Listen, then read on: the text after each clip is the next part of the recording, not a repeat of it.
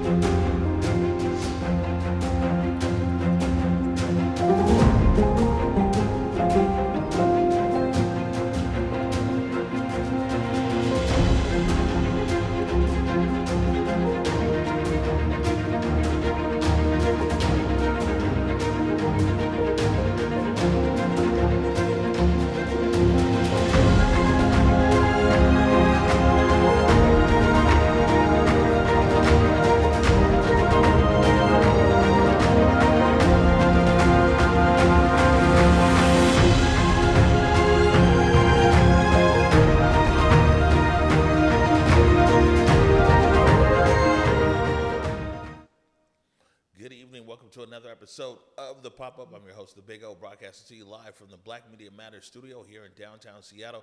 It is Together We End Gun Violence Week, all week long in partnership with the Regional Office for Gun Violence Prevention. What? Wow, okay. I'm close. I'll get it there. With the county, we've been having a good time all week. It's with a great department that has a long name, but the work is critical to what we do here. Before we get into everything, I want to give a big shout out to one of our sponsors, We Rise Wines. We Rise Wines, located on 2nd Avenue, right across the street from the Moore Theater. Jamila Conley and the crew managed for us by us. Got a whole bunch of great wines from here across the Pacific Northwest, nationally and internationally. Also great food, outstanding meeting space. And most of all, man, they support what we do here on Converge. So you check them out, We Rise Wines, at werisewines.com. We're continuing our discussion, as I said earlier, is Together We End Gun Violence. And all this week, we've been having different people representing different aspects and elements. We've had survivors on here. We've had the county and county departments. We've had community organizations. And today, happy to be joined by Karyn Brownson. That's correct. They're right. For the King County Lock It Up program manager. We're going to be talking about lock boxes. And then, man, we got a senior deputy prosecuting attorney in the house. It's not that fancy. Hey. Yeah. You know, Kimberly Wyatt from the prosecutor's office. And we'll have a discussion here today. Welcome, both of you, to the Black Media Matters studio.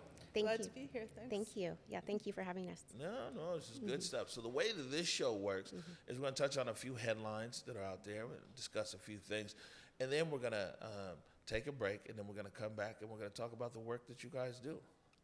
That sound good? Sounds good. Okay. Yeah. You all right? I'm good. I'm ready. This all right. This is a fun show, by the way. You know what I'm saying? We talk about serious issues, but we have a good time here on this show. You ready, Mr. Eric, Mr. Director? Absolutely. Okay, here we go. First one here. Daily reality of South Seattle gun violence demands more attention. Excuse me. In an article for the Seattle Times, writer Naomi Ishisaka, who I went to high school with, and we were on the Garfield Messenger together, highlights the traumatic, everyday reality of gun violence in South Seattle, contrasting the community's chronic struggles with recent high-profile shooting incidents involving Ishisaka argues that if insinuated, journalists and policymakers experience the hypervigilance of neighborhood gunfire firsthand, they might pursue more empathetic coverage and meaningful policy changes, which I think, for me, for sure, that we see that we cover a lot of gun violence that impacts our neighborhoods, but because it impacts us, it's important to us. But oftentimes, media and policymakers, they don't really approach with a sense of empathy, care, or even concern at times. And so that's what Naomi Ishisaka was saying. Any thoughts on that? Well, I think that's, really, really truthful. In the work that we're doing, we see, threats of mass violence, and often the ones that get a lot of attention are school threats cases, right? Because that impacts parents, that impacts the kids getting off the bus. And I think every community deserves to have a safe place to have their kids go to school, to go to the grocery store, to be able to get gas in their car, right? Just the daily living. So I certainly, although, it's not in my community in the same degree, I can't relate on that day to day, but certainly in the work that we're doing and the cases that I'm seeing and talking with survivors, we're seeing that in the impacts. Yeah, and the work I'm doing on safe firearm storage crosses all kinds of communities all over the state. We hear this concern everywhere, and I have a philosophy of not talking about data without talking about stories. We need to keep on highlighting that this is affecting real people, that we know these real people, and this is affecting communities that policymakers, government employees, and journalists all come from. So I think that's a really well taken point, and we need to keep it in the front of our minds to do this work well. Yeah, earlier this week, when Eleuthera, Deontay, and Ariana were on here, and they actually said something in a similar way with a public health lens or a public health approach, that oftentimes if people don't think this public health emergency impacts them, then they don't really care. Like COVID was something everybody's like, oh, we could all die. So, so everybody's like, okay, how do we come together to stop something? And in that case, it was COVID, but around issues of gun violence and other violent crimes that oftentimes, that's disproportionately impacting certain communities, so many communities in this city and beyond, is really a lack of caring and empathy. I do know one thing for sure, like the title of this week says, that it's going to take all of us together to end gun violence. Next one up here, let's see, Orange, and I see you came dressed for the occasion here. Where Orange Weekend aims to prevent gun violence. According to a brief report by a Fox Rochester staff this morning, June is recognized as National Gun Violence Awareness Month, with Where Orange Weekend kicking off this Friday to focus on preventing gun violence. Where Orange Weekend is making waves across the country, including Seattle. I would actually say that you got to get your news from the local places. I would say that Seattle is a bellwether for Wear Orange. There was Seattle's impact, like the company, so many things across America start right here in Seattle because of the dedicated people that we have here in this city. And so many things start here and ripple across the country. So it's not a new thing for us here, our Wear Orange and even the lock boxes and everything else. But you know better than me. Yeah, we are certainly making waves in Seattle, and we'll talk later about all the events that are going on tomorrow and Friday. Wear Orange Week brings people together who have all kinds of different concerns about gun violence and its impact in our communities.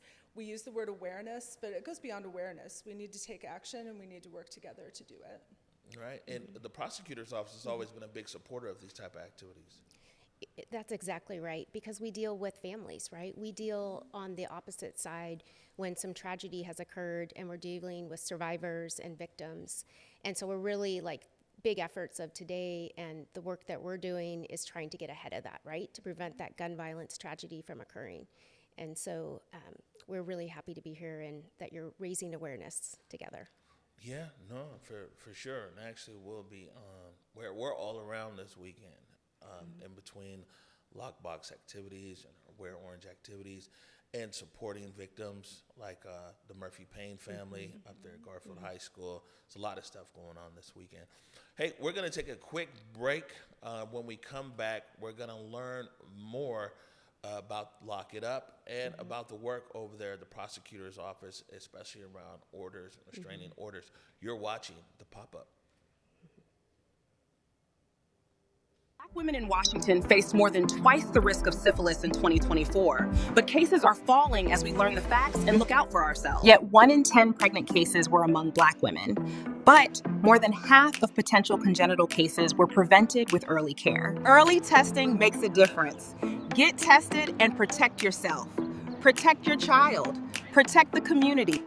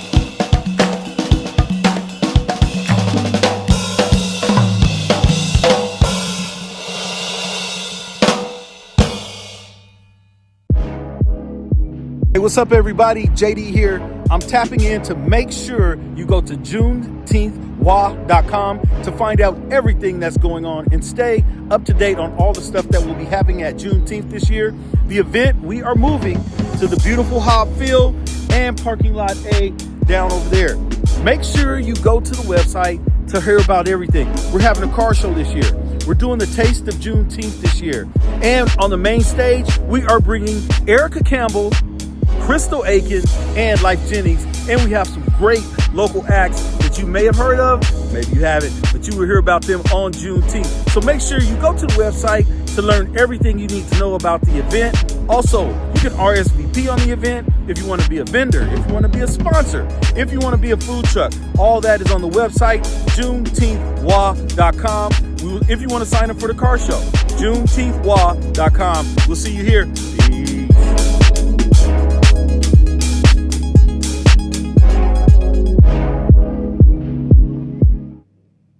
All right, welcome back to the Pop-Up.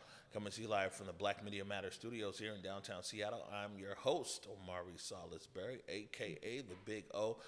Man, it's Together We End Gun Violence Week. Man, this week is moving along, too. It's already Thursday here, and we're joined in the studio today by Kimberly Wyatt from the King County Prosecutor's Office, a Senior Deputy Prosecuting Attorney, by the way. You know what I'm saying? I earned some stripes over there. Huh? Well, or just old, one of the two, but yeah. Yeah. Uh-huh. Man, I feel the same way over here. They're like, yeah, oh, you're the most senior X, Y, and Z. Yeah. I'm like, man, I just been here a long time. And Karyn Brownson from Seattle King County, Lock It Up. You're the program manager over there. Man, a basic, straightforward question for you. What is the Lock It Up program? So Lock It Up has been at Public Health Seattle and King County actually since the late 90s. It's kind of ebbed and flowed with resources and funding. We did a big push for rebranding in 2018, and used to be just located in King County. We worked all over the county, but in 2024, we were lucky to get some resources from the Washington State Department of Commerce's Office of Firearm Safety and Violence Prevention. Speaking of programs whose names are a mouthful, they gave us the resources to expand our program statewide and start working with folks outside of King County. So now we have relationships to do the kind of work we've been doing here all over the state with other health departments, youth programs, community violence intervention groups, and other community advocates. Right, and at its core, I mean, it might sound pretty straightforward, but at its core, you guys distribute lock boxes free of charge to the public. Yeah, we educate the public, anybody who wants to know about why it's important to lock up firearms when they're not being carried or used. And well, let me jump in right there. For it. Why is it important? Okay, so if anybody out there has been the parent of a small child, they are tiny engineers who should not have access to dangerous things with moving parts. We have seen cases in the past, luckily not recently, everybody knock on wood, of little kids getting a hold of a family member's firearm and hurting themselves or somebody else. We know that firearms are the most risky thing you can have available if somebody's having a mental health crisis or thinking about suicide. And we also know that firearm theft is a big problem in our community. So we want to keep guns out of the wrong hands. The wrong hands include little kids, they include people in crisis, but they also include people who want to steal a gun and then pass it around for use.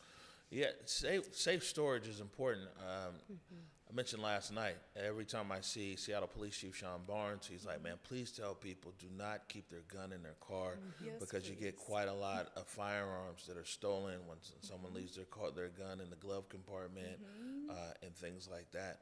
I want to ask you, like, what kind of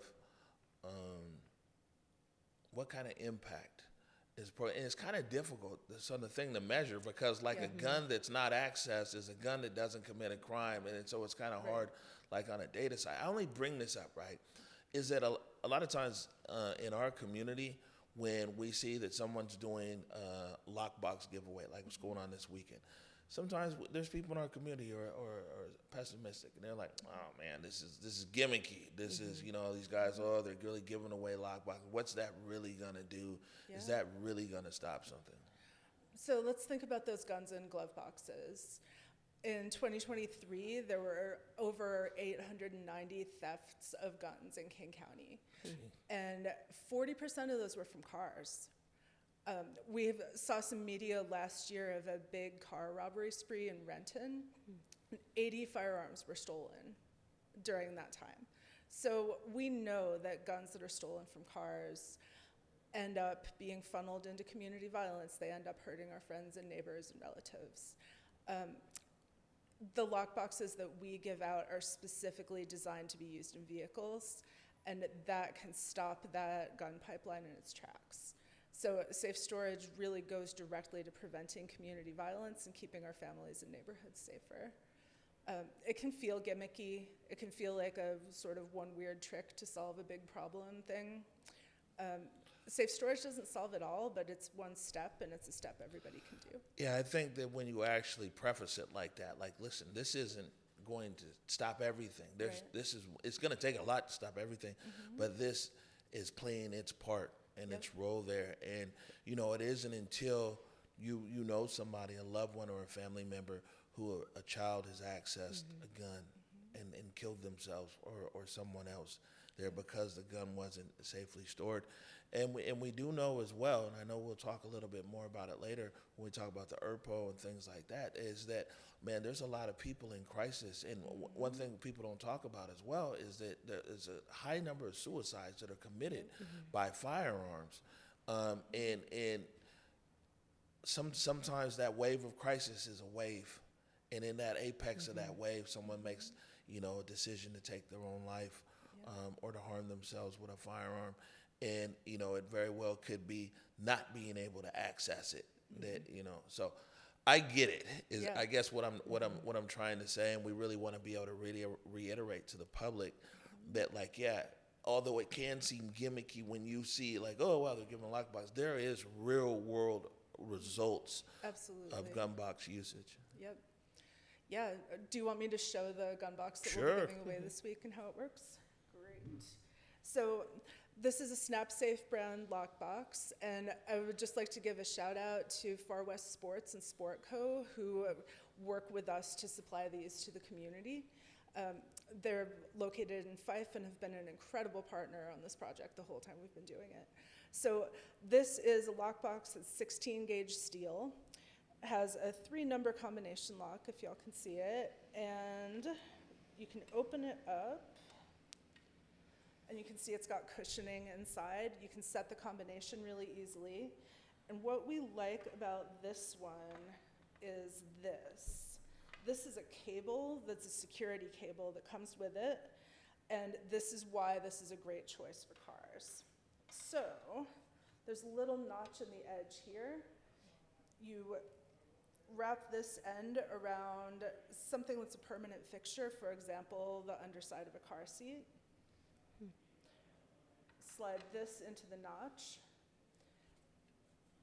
and when you close the box, it is secured with this heavy steel cable, and a person can't just take it out of your car and walk off with it that way. This is a great solution for cars. So it's like and double for secure. homes. Yeah, exactly. This has been really popular all over the state. We've given out over 7,000 of them, and people like them everywhere. But I would especially highlight this for use in vehicles. Like if somebody carries concealed and needs to put their gun somewhere securely when they can't bring it in somewhere, great solution to keep that gun from landing in your glove box and being stolen. So this is what we're passing out, and they'll be available all over King County tomorrow, Friday. Yeah, no, I want to encourage people to take advantage. If you're a gun owner, if you have a loved one that is a gun owner, and man, their firearm is not properly secure, it's almost like it very much is the responsible thing to do. It's not even like kind of responsible. That is the responsible thing to do. Yeah, and we meet people where we're at. We don't really care why somebody has a gun or what they're doing with it. If there are people in your house who are kids or vulnerable, or if you're at risk of experiencing theft, locking up your gun is something you can do no matter who you are. All right, good stuff. Now, coming over to you, Deputy Prosecuting Attorney. No, you know, we have a long history with, so it's, Mannion is there now, right, as the Prosecuting Attorney? Correct. Lisa Right. Minion. Lisa Yes. Mannion, and then before Lisa Mannion, Dan Satterberg. yes, Yeah. yeah. I mean, I go all the way back to mailing. So do I. Oh, okay. So I do. So that's what I said. Yes. That's yes. why it says senior, huh? Yes. Well. Okay. What's it? Wait, Norm Mailing. Wow, Yeah. it's been a while. As a role of prosecuting attorney here, how do you tie into this? And but my exact question is, as it pertains, how did the prosecuting attorney's office in disrupting gun violence?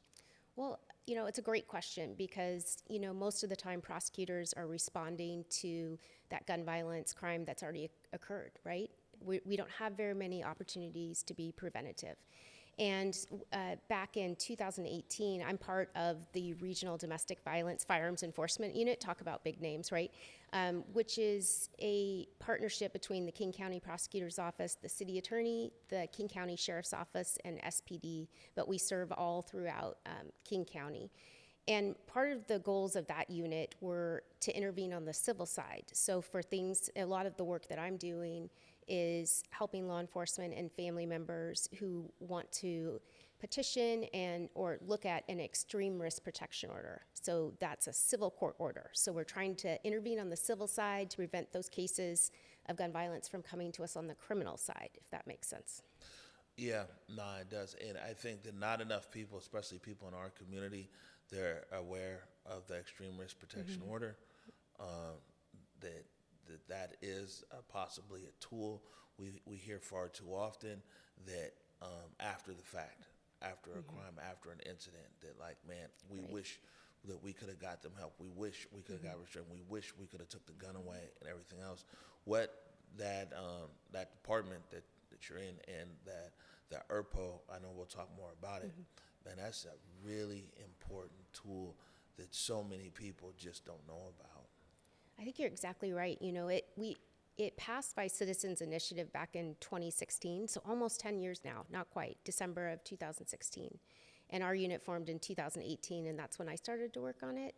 But I think you're exactly right. Like, you can pass legislation, but the public needs to be aware, right? Because it's family members, it's loved ones that are going to see those warning signs, and maybe they're going to want to seek that order themselves, or they're going to want to get the help from crisis response unit officers that can effectively petition on their behalf sometimes. Yeah, no, real deal. Hey, look, we're going to keep the conversation going. We're going to take a quick break right now, and when we come back, the conversation continues on how together we end gun violence. You're watching the pop-up. Solutions for Seattle, June 17th, T-Mobile Park. Y'all know what it is. Log on to the website, www.solutionsforseattle.com, and be a part of youth empowerment. Let's empower the youth. This is a call to action, a ticket challenge. I need everybody to tap in. Y'all know what it is. Solutions for Seattle.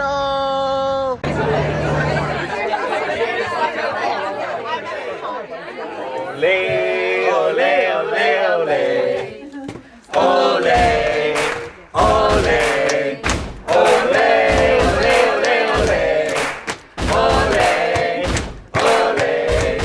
ole, ole. This summer, Metro connects the world. Now's your chance to join the Days to Come Reading Challenge to ignite the civic imagination needed for racial repair in Washington state. Read, discuss, and take action until Juneteenth to bring Dr. King's vision of a truly just society to life. Visit saarcpnw.org for more information.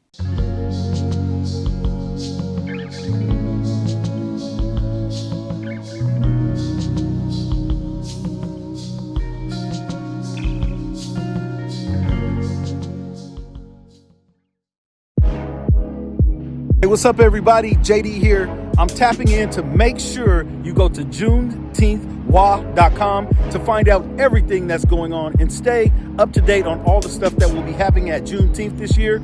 The event, we are moving to the beautiful Hobb Field and parking lot A down over there. Make sure you go to the website to hear about everything. We're having a car show this year. We're doing the Taste of Juneteenth this year.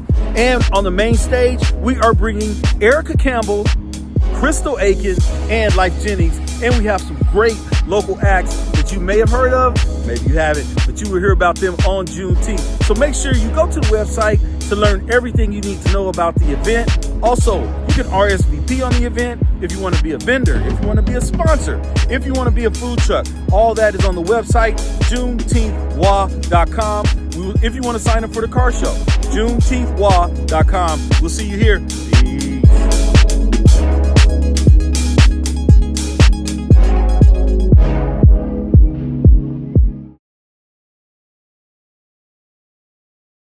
Really, we want to emphasize that locking up guns when you're not using them is part of family safety. And we know that people who have guns and also have kids are better about locking up their guns than people who don't have kids. Kids are a powerful motivator, right? We want to make sure that we're making this choice as easy as possible for folks. And our program used to kind of exist in a vacuum, but when people started being really active collectively in the community violence intervention space, that's when we started really meeting people where they were at, going out on the ground to community events, reaching out to people involved in our CVI programs, and getting safe storage devices into their hands. It's really important to us to think about it as a harm reduction move. We don't care why somebody has a gun or what they're using it for. They can lock it up when they're not using it, and that's a choice that's accessible to everybody. None of our communities, none of us are immune from this.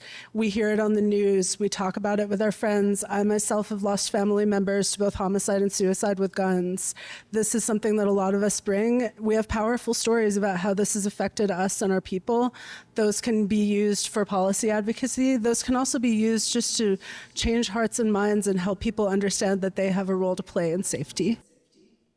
All right, Karyn, that was 2 years ago at the Paramount Theater with Trey Holiday. It's 2 years later now. Looking back on that, what has changed in your work? That's a great question. I was just talking with somebody about this yesterday. It used to be really controversial to talk about safe storage. I got yelled at about the Constitution sometimes. People were really hesitant, felt like we were telling them what to do. Now everybody's talking about this. People are more comfortable with it. It's a more common practice. It's something that we say out loud instead of doing safety things quietly, silently in our own homes. And I feel like that cultural change is making it easier and more impactful to do this work. It's been really inspiring to see how much we've gotten done in a pretty short time. And I think all that work we did in 2024 really helped and accelerated what we're doing. All right, good stuff. Yeah. Okay, Kimberly. Yes. So we've mentioned it a few times here. The ERPO, or the Extreme Risk Protection Order, kind of talked about it in passing. I want to give you some time here right now to explain what that is to our audience. Sure. And in Washington State, as you said, it's an ERPO, an Extreme Risk Protection Order. You hear about it referred nationally as red flag laws, right? So Washington was the fourth state to pass this particular law. And now since 2000, the big shift in the country was after Parkland, Florida. So we were the fourth state in the country. And then the tragedy at Stoneman Douglas in Parkland, Florida was a big shift in the country in 2008. So February of 2008, that tragedy occurred. And now you have 22 states, and I think the District of Columbia and the U.S. Virgin Islands, I believe, that all have this law. But specific to Washington, it is a civil court order. So we're talking about civil intervention, and it is an order that's designed when somebody is exhibiting warning signs that they could be a significant danger to themselves or others. It allows a court to temporarily issue a court order that says, hey, you can't have your guns for this period of time. So it's up to a year. The first time the court, and it's a two-part process, and I'm happy to kind of go into that. But unlike all the other protection orders, an ERPO is only about firearms and a concealed pistol license. So it doesn't restrain parties. So sometimes you'll see family members that are in the same household, and they're petitioning because their loved one is suicidal, and they're concerned about their loved one getting access to a firearm. They don't need a restraint provision. They just need that court order to be able to intercept maybe that pending sale of a firearm at an FFL, at a firearms dealer store, right? So we've seen that powerful. So it's pretty different from other types of orders, but it's really designed when there's warning signs, and I'm happy to kind of go into that if that's helpful. Sure. No, Okay. I think it's important. People, sometimes we become so comfortable around warning signs, we no longer see that they're as warning signs. Yeah. So it's a good to remind people. Okay, and just to back up, in Washington State, so family and household members can petition. The vast majority that we see are coming from law enforcement. So often it's a family member that's maybe reaching out to law enforcement for some help. They don't want a criminal charge, right? But they need their loved one, they need some intervention. And so we've had really, really amazing work by some crisis intervention officers from all over, including Seattle, that do amazing work.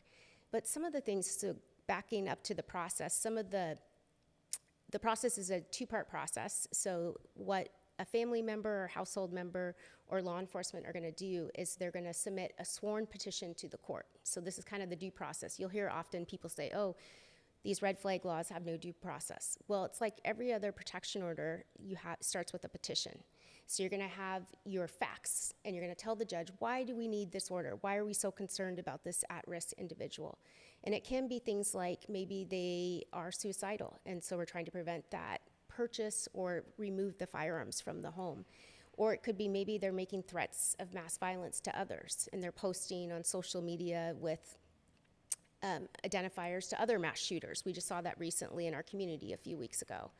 Or perhaps they're shooting through the walls of their apartment because they believe somebody is in the walls and they have concerns. We've had quite a few of those lately as well. So crisis-related behaviors. So the court reviews a series of factors, and then that's based in the sworn petition, and it's submitted to the judge.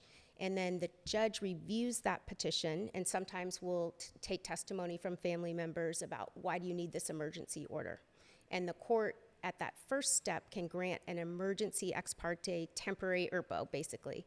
And what that does is it stays in effect up to 14 days, and it requires law enforcement to immediately serve that order on the respondent, the person subject to the order. And that individual has to immediately surrender their firearms. And it also gets into all the databases to prevent a pending purchase, which is really important.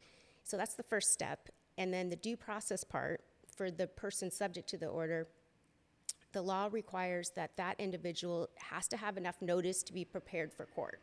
So the law requires a 5 days court notice in order for the respondent to have a chance to respond.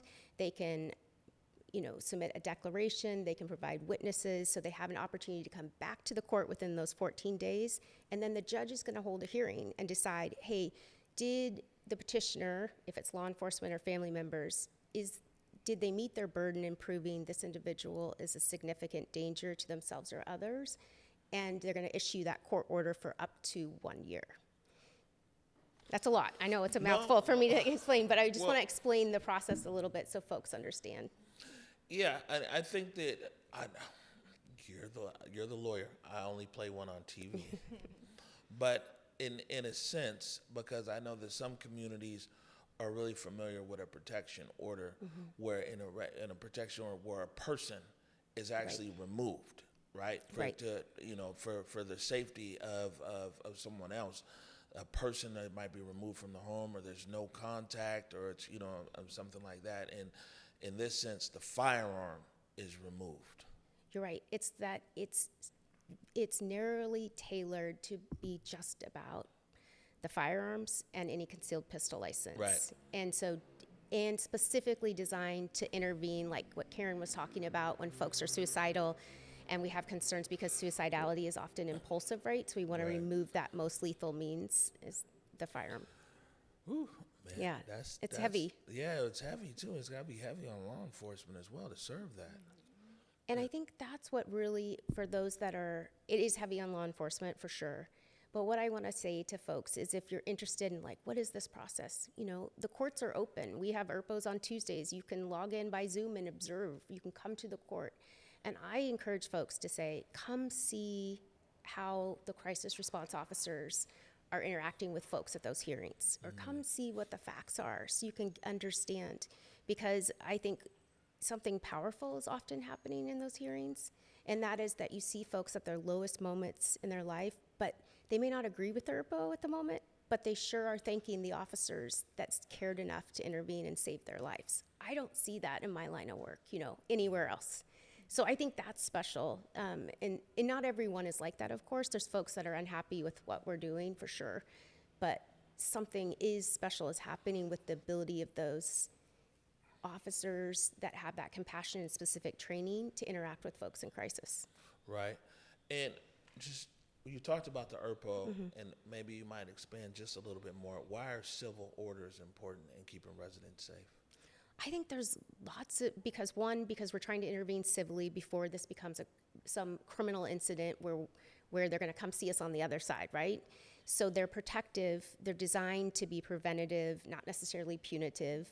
So like the other civil protection orders, and I just want to say for anybody that's seeking a protection order, we have fabulous advocates at the prosecutor's office that guide petitioners that need to come in. Maybe they need a domestic violence protection order, right? And they can get that with an order to surrender weapons, which is going to function similar like an ERPO, but it's going to grant them that needed protection, those restraint provisions. Or they need a stalking order or a sexual assault protection order. So I think having civil orders and being able to, one, have the court have the ability to also issue an order to surrender weapons so they can address the firearms part of it too, protects the community, right? We're interacting on the civil side, but it also gives law enforcement and prosecutors enforcement if somebody violates that order, right? So they're served with those orders. If they violate the restraint provisions, it gives survivors and petitioners legal recourse too, that, we're taking this seriously and the courts are taking this seriously. Yeah, no, I mean, and I learned so much, like I said, a few years ago about this ERPO, and it was just such a heavy time when we talked about that. It was quite a few suicides that impacted us over here at Converge directly, people that we knew, and then and it really came back to access to firearms and things like that. This is real important work that you do, that both of you guys are doing. So happy to have you here. We're going to take a quick break, and when we come back, the conversation continues. Together, we end Gun Violence Week right here on the Pop-Up. No one show up for each other. In the barbershop, at home, in the group chat, we check in. Not just you good, but really good. Because the health of your friends and family matter, and they need you to check in. Healthy men keep each other safe. And real ones check in on the ones we love. Because when we tap in, we stay healthy together.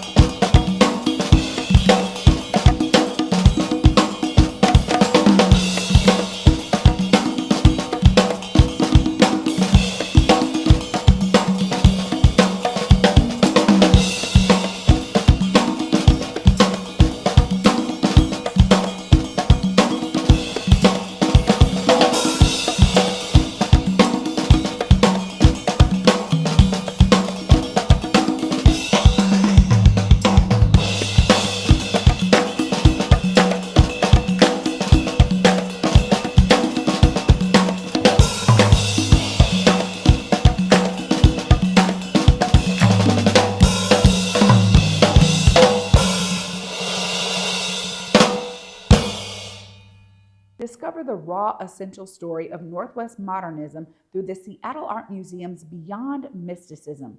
This exhibition features over 150 pieces celebrating the region's natural beauty and urban life.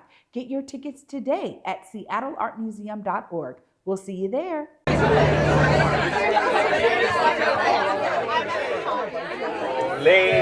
ole, ole, ole.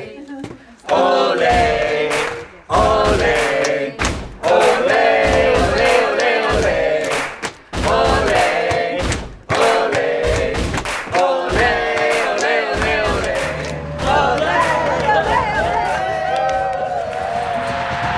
This summer, Metro connects the world. Ole, ole, ole, ole. Hey, man, World Cup's right around the corner. Big shout out to Metro, King County Metro. Because I can tell you, man, our studio is right here where the waterfront meets Pioneer Square, and it's going to be difficult to drive. So don't even try to drive to a World Cup. Man, link up with Metro. You can hop on one of these buses. Of course, there's the Link Light Rail. And if you're doing it extra big, if you're over in Vashon Island or something, there's a water taxi. You know what I'm saying? Come through. But definitely take advantage of public transportation as we move into World Cup, and also Pride. So many Pride activities going on as well. All right, so Karyn, back to you. Yeah. All right, man. You got the lockbox giveaways. This is a big weekend for you. We're going to put a slide up here on the screen. Tell us all about it. Yeah. So, as I said before, we bring lockboxes to communities so we can meet people literally and figuratively where they're at. And we are hosting 7 different lockbox giveaways tomorrow, Friday, for Gun Violence Awareness Day. And they're all over King County. What you can expect at one of these, sometimes there's music, sometimes there's food, gathering of community people. You'll hear a little bit of information about why safe storage is important. You'll get a little demonstration like I gave earlier about how lockboxes work, and then you can take one away for free. We would love to see everybody at these events tomorrow, starting with Rainier Beach first thing in the morning. So I hope everybody can turn out for this. Everyone is welcome, regardless of who you are, how old you are, or what you're doing. So thank you so much, and we're really, really hoping to see you folks tomorrow. Yeah. No, this is great. I mean, we'll be around at one of those. I'll find out which one has the food from you. We had great burritos in White Center yesterday. Yeah, this is what I'm saying, man. You know, now that we know where the food is at, we'll be at all the lockbox events. And, you know, I should mention, too, our great partners at the Spokane Regional Health District are also doing a lockbox giveaway in Spokane at the same time tomorrow. So keep an eye out for information about that as well if you are in Eastern Washington. All right. And Kimberly, what are some of the best ways for people to reach your office or get more information on what you talked about today, especially the ERPO? Well, we have an email, erpo@kingcounty.gov, and that reaches the ERPO team, including myself, my other colleague, that's senior prosecutor, and our fabulous ERPO advocate, too, who can help guide families. And if anybody has questions, we're happy to answer them. We also have protectionorder.org, I believe, is the King County Protection Order website, and that helps folks for all the other types of protection orders and advocates to help guide community members, families that are seeking a civil protection order. So, protectionorder.org. I got to double check that, but that was coming off my head, but I believe so. Yes. But this is what I'm saying. Yeah. This is like out of Seattle and out of the state of Washington, we're pushing ahead on so many things. That's true. You know what I'm saying? We're innovative, especially in services to help people. So many things come out of Seattle, come out of King County.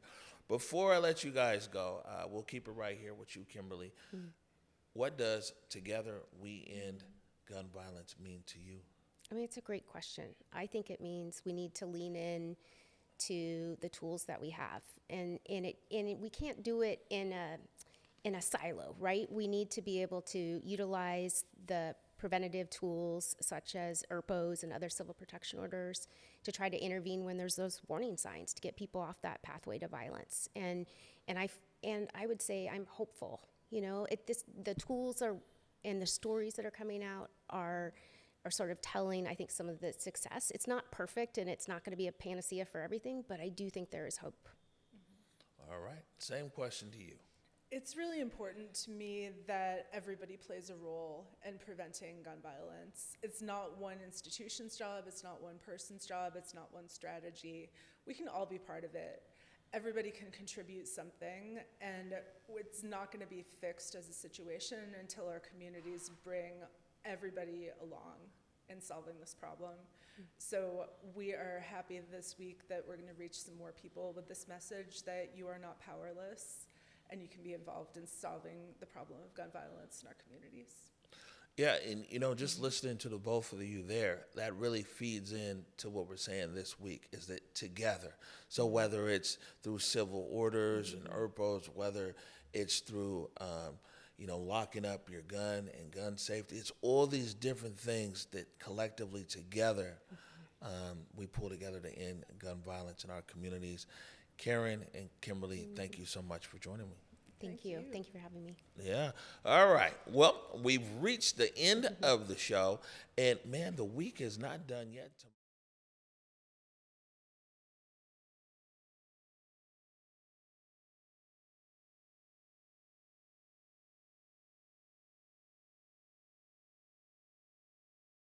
9 p.m. for another episode of the Pop-Up. Until then, a big thank you to Karyn, to Kimberly, to our live director, Mr. Eric Calligraphy, and our producer, Meade Gill. Till tomorrow, 9 p.m. Peace.